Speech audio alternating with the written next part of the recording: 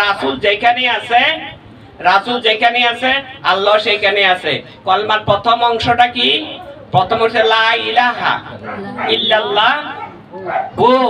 হু শব্দটা কোন সময় যুক্ত হয়েছে? যে রাসূলের সাথে সম্পর্ক করেছে তার মধ্যে হু শব্দটা যুক্ত হয়েছে। তার পূর্বে আছে লা ইলাহা ইল্লাল্লাহ মুহাম্মদ রাসূলুল্লাহ সাল্লাল্লাহু আলাইহি ওয়াসাল্লাম। যখন কলমার উপরে ঈমান আনা হলো, রাসূলের সাথে সম্পর্ক হলো, রাসূলের মর্যাদা বুঝতে পারলো, রাসূলকে চিনতে পারলো, রাসূলের ঠিকানা জানতে পারলো, তখন হু শব্দটা তার মধ্যে যুক্ত হয়েছে। হু আল্লাহু, হু আল্লাহু আছে না? হু আল্লাহু, হু এর মধ্যে কিন্তু যুক্ত তো। আমি হয়ে গেছি ফানা তোমার নামে, আল্লাহ তুমি দয়া করো আমাকে, যেন আমি তোমার নাম জপন করতে করতে জীবনটা যেন উৎসর্গ করে দিতে পারি তোমার নামে। এখানে হু এর শব্দটা ব্যবহার করা হয়েছে। কাজে আমরা কলমার মাধ্যম দিয়ে রাসূলের পরিচয় পাইছি। রাসূল মানিটা হচ্ছে আল্লাহর মূলে পরিচয়। যেমন বলা হয়েছে আল্লাহর বন্ধু, রাসূল সাল্লাল্লাহু আলাইহি ওয়াসাল্লাম হলেন আল্লাহর প্রিয় বন্ধু। কিন্তু আমরা এখানে নবী মুহাম্মদ রাসূল আল্লাহ সাল্লাল্লাহু আলাইহি ওয়াসাল্লামকে পাইছি। আগে বলা হয়েছে নবী মুহাম্মদ রাসূল সাল্লাল্লাহু আলাইহি ওয়াসাল্লাম। রাসূল মানি হলো আল্লাহর পক্ষ হইতে যে সুসংবাদ তার মধ্যে ফিটিং করা হয়েছে, তৈরি করা হয়েছে, বা যে আল্লাহর পূর্ণ পবিত্র কথা পেশ করে, সেখানে রাসূলের পরিচয় থাকে। এই জন্য রাসূল সর্বকালের জন্য প্রচলিত। কলমা সর্বজনীন সর্বকালের জন্য রয়েছে। এই কলমা অনেকে বলে একবার পড়লে পবিত্র হয়ে যায়, কিন্তু কথা সত্য।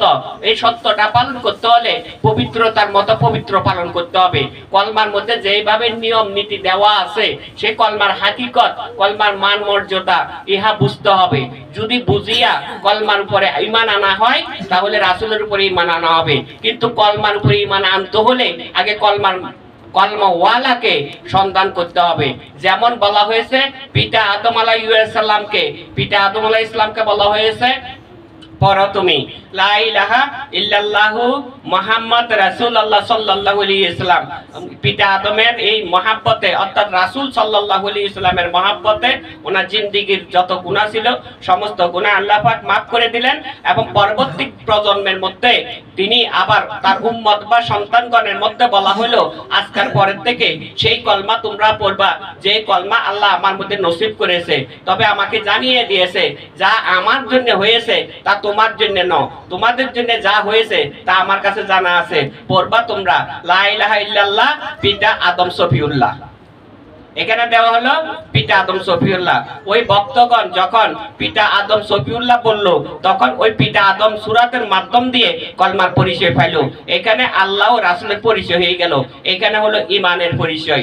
এই ছাড়া খালি মুখস্থ বললাম লা ইলাহা ইল্লাল্লাহ মুহাম্মদ রাসূলুল্লাহ, এখানে হাজার বার পড়া হবে, ঈমান আসবে না যতক্ষণ পর্যন্ত কলমার অর্থ মানি বুঝে নিজের জ্ঞানের মধ্যে অর্জন করা না হবে।